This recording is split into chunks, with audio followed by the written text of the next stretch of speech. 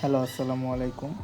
আজকে একটা 15 মিনিটের ওবির একটা ট্রেড নিচ্ছি। এখানে 15 মিনিটের একটা ওবি আছে, ভুলে 5 মিনিট লিখে ফেলেছিলাম।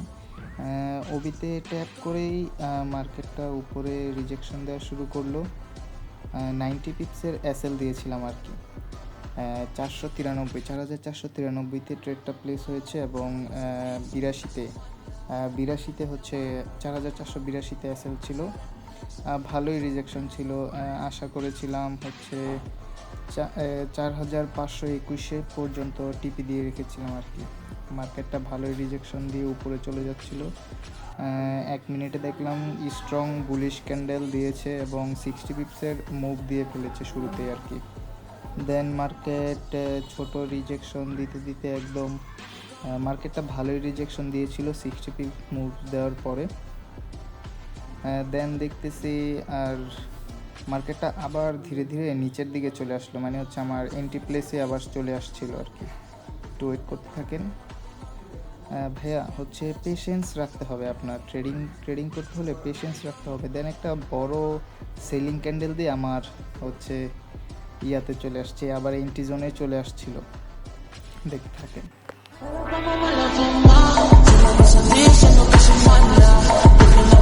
আমি ট্রেডটা ব্রেক ইভেনে দেই নাই, ভালো একটা স্ট্রং বেয়ারিশ ক্যান্ডেল দিয়েছে। দেন আবার এন্ট্রি জোন থেকেই আবার কিছুটা রিজেকশন দিয়ে আবার রিজেকশন দেওয়া শুরু করেছিল আর কি।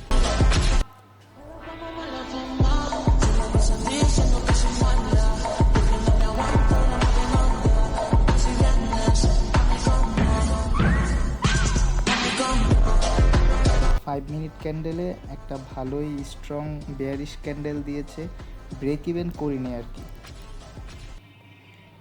ফার্স্ট টিপিটা রেখেছিলাম 509, দেখি কি করা যায়।